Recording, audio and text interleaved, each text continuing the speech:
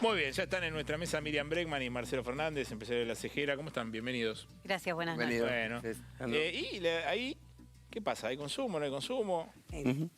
Increíble, ir a comer afuera, prácticamente muy poca gente hoy puede salir a comer afuera. Cualquier familia que vive de su salario se tornó algo imposible. Y recién decían lo del 20 del mes. A mí me comentaba el carnicero del barrio que el día 10 del mes ya empieza a bajar la cantidad de gente que va a comprar carne a la carnicería. El día 10. Es decir, que los salarios no alcanzan. Por eso me parece que el gobierno festeja el veranito económico que está teniendo un sector de la economía, que hay sectores que lo apoyan, precisamente el sector de petrolero, minero, el que hace la bicicleta financiera, como siempre en este país, pero que eso no tiene nada que ver con la economía real, con lo que está pasando por abajo, con el valor de las tarifas. Y me parece que un dato que hay que empezar a poner sobre la mesa es cómo se mide la inflación y cómo se mide el valor del salario real en la Argentina, porque al no considerar los aumentos de alquileres, al no considerar o subvalorar el aumento de los servicios, es evidente que las cifras que estamos escuchando no son reales. El otro día un compañero de La Izquierda Diario, un compañero economista, hacía un cálculo que si se valuara como corresponden todos esos ítems, la inflación como mínimo podríamos estar hablando de que sería el 5%.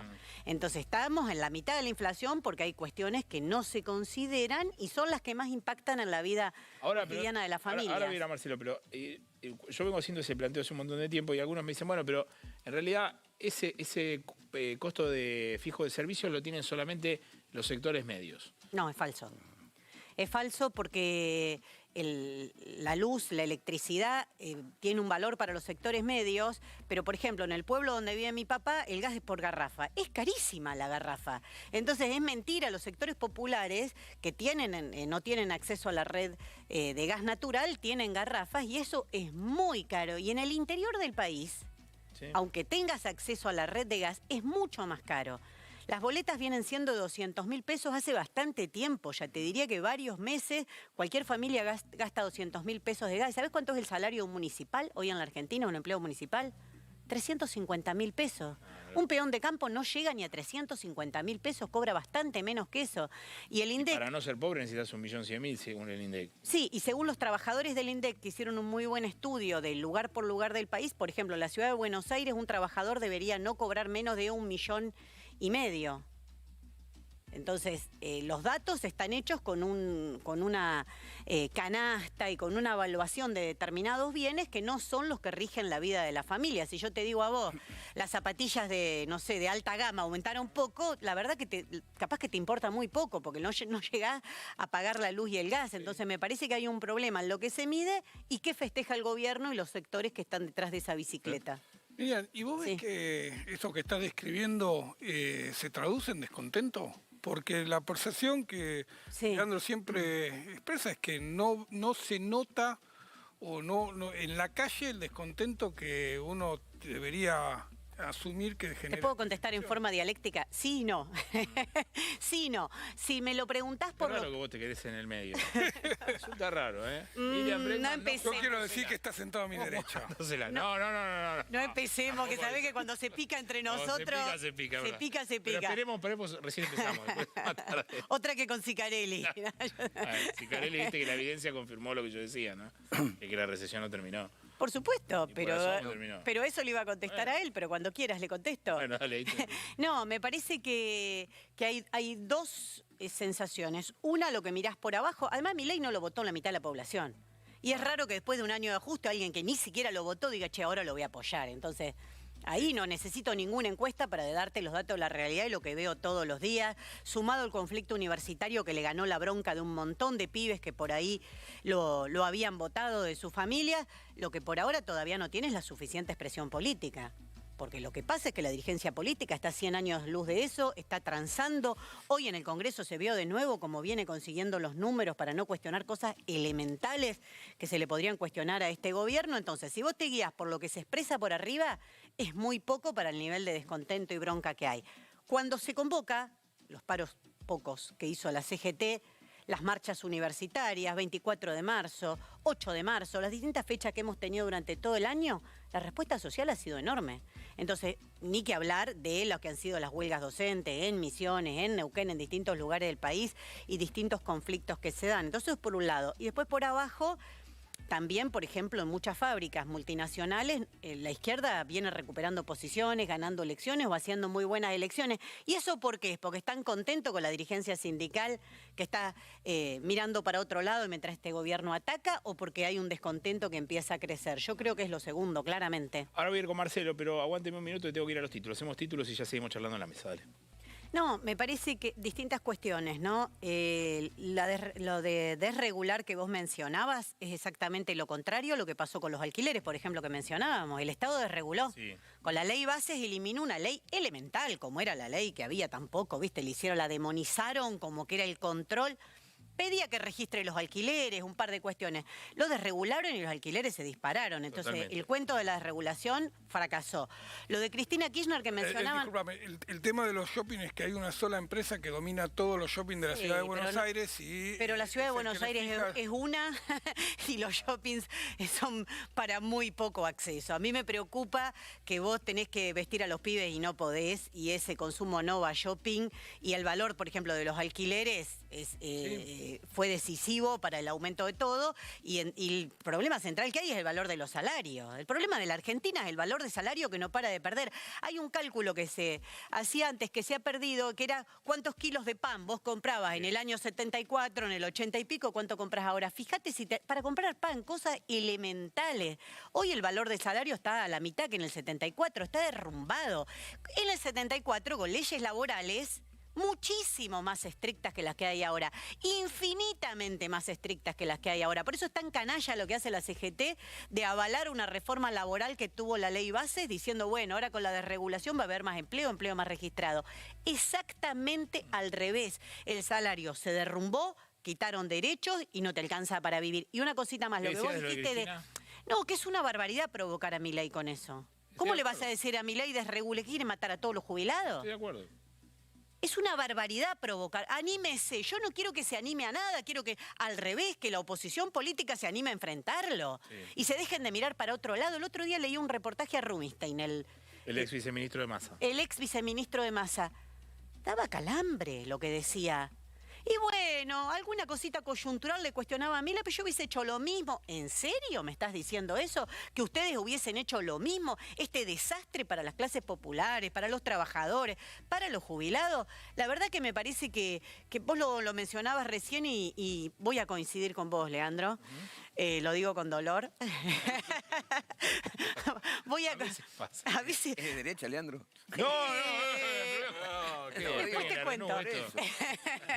Hemos tenido varias discusiones. Hemos tenido muchas discusiones, pero siempre dentro del mismo aspecto, ¿no? Pero acaba de reconocer que la oposición del peronismo no tiene un plan económico alternativo. No hay plan económico alternativo. Entonces, los trabajadores, los sectores populares, los jubilados, la izquierda, empezamos a discutir cómo se sale de este círculo de hundimiento permanente que estamos desde hace años. O no va a ganar Milei, va a ganar uno peor que Milei, porque lo que supo hacer Milei es canalizar ese descontento con los que venían gobernando. Bueno, ¿qué más? ¿Qué más quieren fabricar? Ahora, esto para los dos. Primero mira, yo le veo muchas cosas del menemismo ya a esta altura. Del noventismo, si querés, de la década del 90, este proceso. Que era una cosa, una especie de fantasía, todo el mundo estaba medio anestesiado, todo el mundo no. Había una parte que estaba anestesiada y por abajo se movía el monstruo hasta que explotó, digamos. Una cosa fue el tema cambiario. Hoy estamos con gente que dice, che, me voy a... Bueno, los españoles que estaban moviendo en el móvil recién, diciendo, che... Está más barato Madrid que Buenos Aires. Está más barato Madrid que Buenos Aires. ¿Qué ves ahí? Que la comparación con los 90 en algunas cosas suena mucho, en la farandulización de la política bastante. En otros elementos tengo que decir que en los 90 había un neoliberalismo en auge, otras condiciones económicas, otro mundo, una hegemonía bastante indiscutida de Estados Unidos. Y ahora veo un mundo convulsionado, tumultuoso, con turbulencias permanentes, con la guerra que vuelve al centro de Europa, con conflictos, con problemas que traen esas guerras en relación a la producción de energía, de alimentos.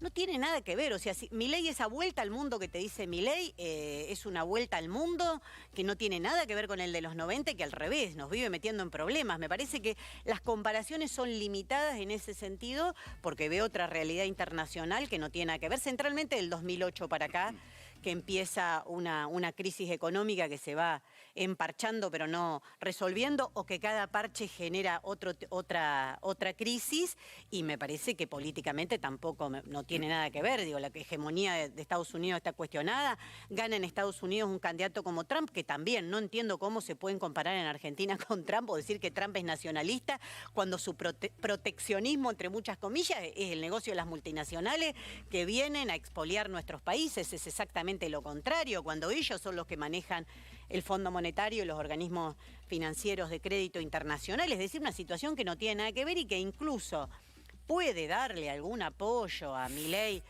para tener gobiernos derechistas en la región que lo acompañen, pero lo central de ese proteccionismo siempre ha ido en contra de nuestros países. No es un proteccionismo que nos puede favorecer. Bueno, ayer Edu contabas, ¿cuántos eran los países que estaban a la izquierda y cuántos a la derecha? Hay 17 en todo el continente americano y 35. 17 lo tenés a la izquierda, tenés... Con gobiernos progresistas. Está bueno que lo mencione, porque perdón, pero nos muestran todo el tiempo que la derecha avanza. Claro, y todo y 6 en el centro. Los que dicen eso es para ocultar que, no realidad, todo está tan a la derecha. Te muestra que, ponele, cuando sale a una derecha, salte a otro de izquierda, es decir, la balanza se viene manteniendo los últimos 3, 4 años.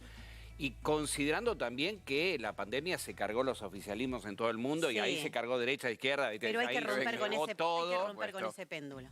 O pensamos un programa anticapitalista que cuestione las condiciones en las que está nuestro país, en la que está la región, el estado de la educación, la salud, la relación con el Fondo Monetario, o ese péndulo es un péndulo, pero donde vas cayendo cada vez más abajo, porque gobierna un gobierno que se dice tinte popular, progresista, ponele el nombre que quieras, como puede ser el de Alberto Fernández, que llega con todo un discurso, desencanta.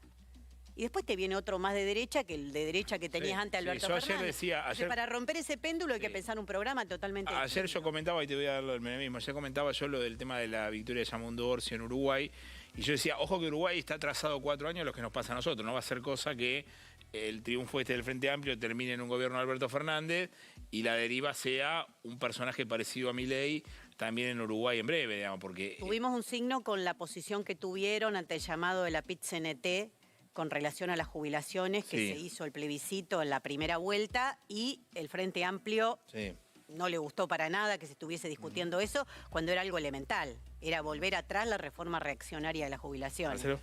Lo que hay que romper es la sangría de divisas que tiene nuestro país, que es el Fondo Monetario, los buitres. Caputo está pidiendo guita de nuevo. Y está pidiendo guita de nuevo. Y lo peor es que si se la dan, se retroalimenta esa misma bola de nieve que también va a estallar. Porque Argentina viene con crisis cíclicas de la deuda desde hace un montón de tiempo. Y no es Argentina. Tenés países, Sri Lanka, Kenia, Nigeria, montones de países en el mundo que ellos ven ahí, no se nombran, eso no se ve en la Argentina. Yo al revés, los miro porque digo, con esos pueblos del mundo tiene que ser nuestra solidaridad para discutir las condiciones de una deuda, que siempre hubo discusiones alrededor de la deuda, más fuerte en los 80, cuando era evidente que era una deuda alimentada por la dictadura genocida, pero después de la estafa macrista, convalidada por el gobierno de Alberto Fernández, tenemos que seguir discutiendo qué pasa con el dólar argentino, cuál es la gran sangría. Y el presupuesto que se está discutiendo ahora tiene, lo dijo Milei abiertamente, porque en eso no tiene mucha... no utiliza muchas metáforas. Armó el presupuesto para que lo central de lo que en otro momento o en otras discusiones se llama reservas, divisas, para que todo eso vaya al pago de la deuda con los organismos financieros y con los distintos acreedores privados. Y después lo que quede va a ser lo que se va a discutir. Entonces empieza el tironeo. Por abajo, si le doy a la universidad, le saco a los jubilados. Bueno, nosotros tenemos que salir de esa discusión. Acá hay que discutir las condiciones de sometimiento de nuestro país y, por supuesto, alertar que quieren el DNU de la deuda, que no se pudo tirar abajo, porque no solo hay radicales con pelucas, sino que hay unos peronistas que ya tienen unas pelucas así con rulo, brushing, que fue lo que pasó. Es gravísimo. Primero porque es ilegal que el Ejecutivo tome deuda sin pasar por el Congreso. Hubo una ley que durante un tiempo, para mí era inconstitucional, pero se discutía, que fue la Ley de Administración Financiera. Esa delegación de facultades caducó en 2010. y está caduca. Por eso la deuda que tomó Macri es ilegal. Y ahora lo dijo hasta la AGN que es ilegal. O sea, primero lo decía la izquierda, después hace un tiempo lo dijo la AGN. Ahora quieren que además de eso pueda negociar el gobierno nacional en peores condiciones que las existentes la deuda, porque eso es lo que quiere Caputo. Caputo quiere, o sea, se hizo un decreto a medida para poder negociar en peores condiciones que la deuda que ya está tomada. Es infame, es una barbaridad y no se pudo juntar los números en el Congreso para discutir eso. Entonces, no se puede discutir la economía por fuera de la política. Si Milei está tan fuerte es porque los supuestos opositores políticos del radicalismo, del peronismo, lo están dejando hacer lo que quiere. ¿Por qué? Porque instalaron el sentido común, alimentado por los Rubinstein de la vida, que algún ajuste había que hacer. Bueno, pero algún ajuste había que hacer. Esto no podía seguir. ¿Qué ajuste? ¿A quién? ¿A los jubilados? ¿Que es el ajuste que están haciendo? Yo los escucho y pensaba esto, ¿no? Es decir... ¿Los escucho a quiénes? No, a ustedes dos y digo... Es muy interesante, digo, no, porque yo me pregunto si estamos... la comparación es los 90 o Martínez de Oz. Perdón, estamos después de la 22, ¿no? Por los dos. O por los... Carrió dice que es Martínez de Oz. Claro, yo digo por esto, porque recuerdan hasta la publicidad de la silla rota, sí, ¿no? Y todo eso, es decir, uno ve todo eso, ¿no? Y decir, las importaciones para bajar precios y demás. Estamos a unos días de que Milei asuma la presidencia pro tempore en el Mercosur. Ya hay una delegación de Cancillería que viajó, está negociando allá, porque sabe que el clima político es hostil, y hay ganas de detonar el Mercosur, que es donde van las pymes a vender, la mayoría. Entonces uno ve que lo de afuera entra, lo de adentro no sale. Bueno, pero esa es la ley bases. La ley base está escrito que es una primarización de la economía absoluta, aumentar el extractivismo con un esquema de bajo salario. No tiene más secreto, reventar todas las leyes laborales. El problema es quién se las vota. Por eso yo digo, no podés hacer análisis generales de la economía. Esto está sostenido, tiene actores políticos y tiene cómplices. El blanqueo con esos 20.000 millones que consiguió el gobierno, se está floreando. Lo votaron todos en el Senado. Sí. ¿Había que darle un blanqueo a este gobierno en esas condiciones para que Patricia Bullrich a la parte haga discurso que combate al narco cuando le abriste un blanqueo que puede blanquear cualquier estafador y narcotraficante del mundo? Entonces, está bien, sigamos haciendo análisis, pero acá el problema que hay que discutir es cuál es la salida política, porque si no, a mí no me asusta nada, digo, más duro que Onganía, y Onganía se creía, y a los 3 años tuvo el Cordobazo, una acción independiente de la clase trabajadora, la unidad con los estudiantes, y tambaleó todo y se tuvo que ir. Es decir, acá hemos visto muchas veces lo que viene para quedarse a 20 años, y en ese sentido se inscribe la reforma electoral y política. Ahí le doy a Marcelo, pero buscame, por favor, Facu, el tuit de Larreta, que quiero charlar sobre el tema. Lo relevante que dice Larreta es, ojo con el tema de la violencia verbal, porque esto termina mal, dice Larreta, y hace un conteo de los insultos que hizo el presidente, que le debe haber llevado un laburo, porque insulta muchas veces por día, así que debe haber puesto a 2 o 3 contadores a contar cuántas veces dijo zurdo, cuántas veces dijo hijo de puta, cuántas veces dijo degenerado, etcétera, etcétera. Y dice, ojo que esto es la antesala de la violencia física. ¿Qué ves ahí? Que debe haber estado de vacaciones de diciembre hasta ahora. ¿Cómo antesala de la violencia física? Yo tengo un compañero, Matías Aufieri, que perdió la visión de un ojo en una de las manifestaciones que hubo frente al Congreso con la ley bases. Los jubilados les pegan miércoles por medio, cuando no todos los miércoles. No sé dónde estaba. El ataque que hubo de nuevo al comité de la Unión Cívica Radical me parece gravísimo. Me parece una típica acción servicial, muy, muy, muy grave, repudiable. Y no sé, a nosotros Esper nos pide a Nicolás del Caño, a mí, cárcel o bala, no sé, te puedo poner todos los distintos elementos autoritarios y represivos que tuvo este gobierno, y este señor viene y dice que es la antesala. No sé, no lo leí, confío en lo que vos me estás diciendo. No, pero... a mí como gesto me parece bueno lo que digo después. Sí, a mí como gesto me parece un poco cobarde aparecer después de un año cuando se arriman las elecciones, ahora empiezan a hablar todo. Pero acá hubo un año que hubo muchos que estuvimos en la calle, que le pusimos el cuerpo, que todos los miércoles vamos a acompañar a los jubilados. Y ahora vienen y dicen, cuidado, porque el gobierno puede ser represivo. El gobierno está cambiando toda la legislación penal. Hay persecución a las organizaciones sociales y piqueteras. Van a reformar el régimen político para proscribir a la izquierda y a cualquier expresión que no sea la que banquen 3, 4 millonarios del mundo. Entonces, y hay me parece... ideológicas también dentro del Estado. ¿Cómo? Que hay racias ideológicas dentro del Estado también. Dentro del Estado y dentro de todo, porque al eliminar vos el despido discriminatorio, hoy en cualquier empresa te pueden despedir y no podés reclamar la reinstalación. Y lo digo desde el lugar de, humildemente, haber participado con mis compañeros del primer caso de reinstalación de una trabajadora que se dio en la Argentina, lo que se llama un caso testigo, leading case, donde conseguimos que una trabajadora que no tenía amparo sindical sea reinstalada en su puesto de trabajo, que es el caso Balaguer con PepsiCo, que sentó jurisprudencia, y desde ese día, Funes de Rioja y todos los grandes empresarios de este país empezaron a hacer lobby para cambiar la ley. Y lo lograron con la ley Bases. Metieron un artículo que dice que si a vos te discriminan, te dicen lo que te dicen, judía de mierda, vos no podés pedir que ese hecho se repare, porque la única reparación para un trabajador es volver a su puesto de trabajo. Sí, sí. No es que te den unos pesos que con la inflación además se te liquida. Gracias a los dos, Muchas gracias por la conversación.